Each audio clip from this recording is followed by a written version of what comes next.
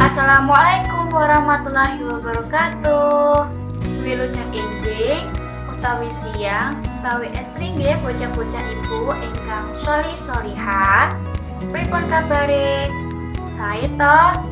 Nggih, insyaallah Allah paringi kasehatan kalih kita sedaya nggih.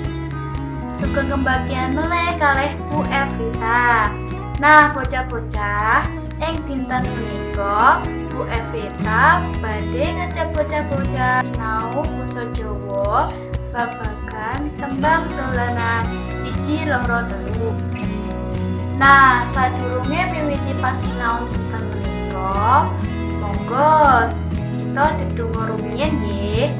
Dedonga kawiwitan.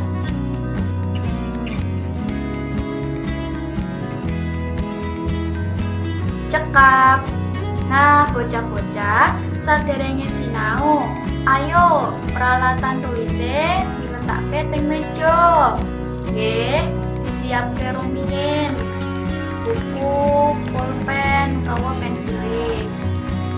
Nah, bocah-bocah, saderengipun sampun sinau babagan cakepan tembang dolanan 1 2 3. Dolanan 1 2 3. Nah, dinten menika ayo selanjutnya kita sinau nembang tembang. Tujuane supaya dhewe saged nembang dolanan 1 2 3. Nggih, teng mriki Ibu wonten contoh nembang dolanan 1 2 3. Tolong diperhatikan nggih bocah-bocah. Monggo.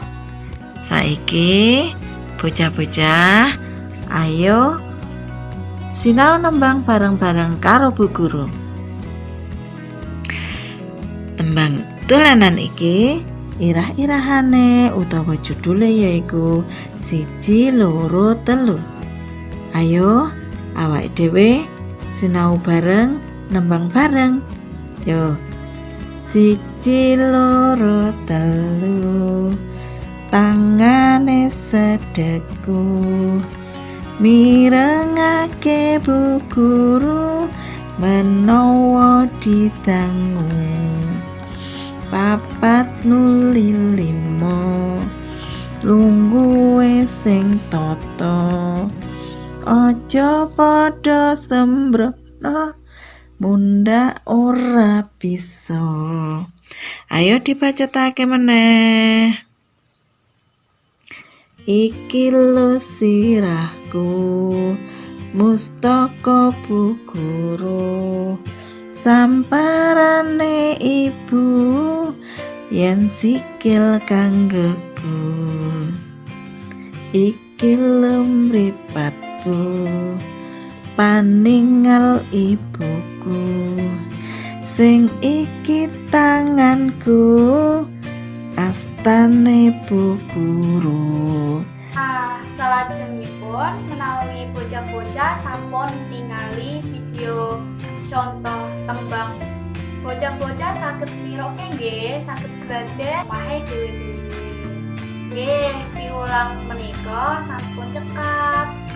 Nggih bocah-bocah, menawi ibu wonten salah, ibu nyuwun ngapura nggih.